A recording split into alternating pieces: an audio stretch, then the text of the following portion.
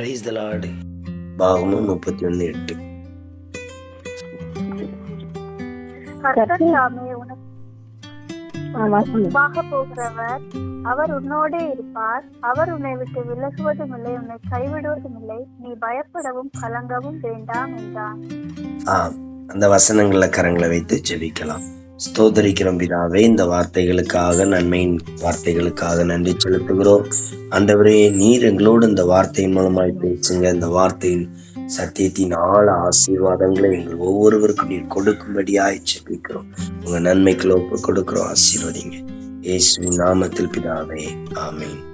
இன்றைக்கு ஆண்டவர் நமக்கு சொல்லுகிற வார்த்தை, கர்த்தர் தாமே உனக்கு முன்பாக போகிறவர், அவர் உன்னோடு இருப்பார். அவர் உன்னை விட்டு விலகுவதும் இல்லை, உன்னை கைவிடுவதும் இல்லை. நீ பயப்படவும் கலங்கவும் வேண்டாம். இன்றைக்கு ஆண்டவர் உங்களையும் என்னையும் பார்த்து சொல்றாரு, நீங்க பயப்படாதீங்க, கலங்காதீங்க. ஆண்டவர், நான் உங்களை கைவிடுறதில்ல, நான் உங்களை விட்டு விலகி போக மாட்டேன். நான் உங்களோட என்ன பண்ணுவேன், இருப்பேன், உங்களுக்கு முன்னால போவேன்.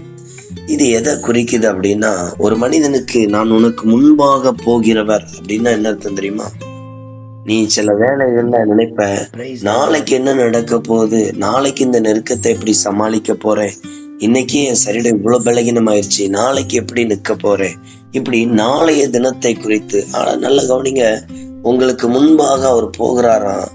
அவங்களுக்கு முன்பாக அதுல என்னென்ன தடை நெருக்கம் என்ன போராட்டம் வந்தாலும் அதை அவர் ஜெயமாய், அதை அவர் மேற்கொள்ள, அந்த காரியங்கள்ல உங்களுக்கு அற்புதம் செய்ய அவர் உங்களுக்கு முன்பாக என்ன பண்றாரு, போகிறாரு. நீங்க என்ன பண்ண வேண்டாம், பயப்பட வேண்டாம், நீங்க கலங்க வேண்டாம், நீங்க கவலைப்பட வேண்டாம். ஏன்னா அவர் உங்களுக்கு முன்பாக போகிறார்.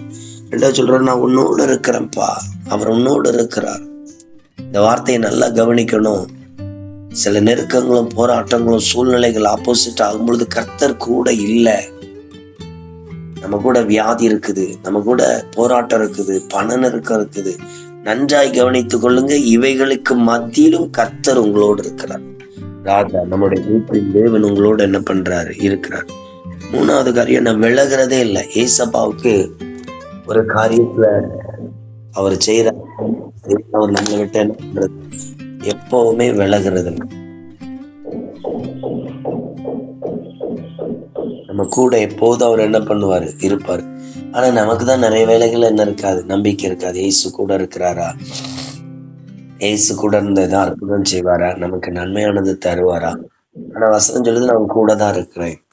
அடுத்தது அந்த இடத்துல சொல்லப்பட்டிருக்க காரியம், கைவிடுறதில்ல. கைவிடுறதில்லைன்னா என்ன தெரியுமா? நீங்க எந்த காரியத்தை விசுவாசிக்கிறீங்களோ அது கட்டாயம் நடக்கும். இயேசுவுக்கு கைவிடவே தெரியாது, ஏமாத்த தெரியாது. அவர் கைவிடுறதில்லை அப்படின்னா என்னது? நீங்க ஒரு காரியத்தை ஜெபம் பண்றீங்க, இந்த காரியத்துல என்ன ஆசீர்வதிங்க, கட்டாயம் ஆசீர்வதிப்பார். அவர் ஒரு வார்த்தையை கொடுத்தாருன்னா அந்த வார்த்தையை அவர் நிறைவேற்றுவார். இதை விசுவாசிக்கணும், நம்பணும். அடுத்தது அங்க அவர் சொல்லியிருக்காரு பத்திலா, நீங்க பயப்படாதீங்க, கலங்காதீங்க.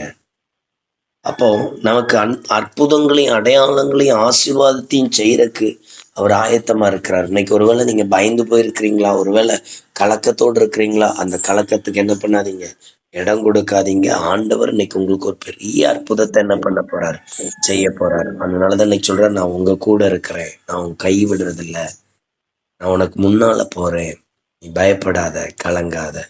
ஜெபம் பண்ணுவோமா? ஸ்தோத்திரிக்கிற ஆண்டவரே, துதிக்கிறோம் அப்பா, உங்க கரங்கள்ல ஒப்பு கொடுக்கிறோம். இந்த வார்த்தையின்படி பிள்ளைகள் எல்லாரையும் ஆசீர்வதிங்க, எல்லாருக்கும் நன்மையை கொடுங்க.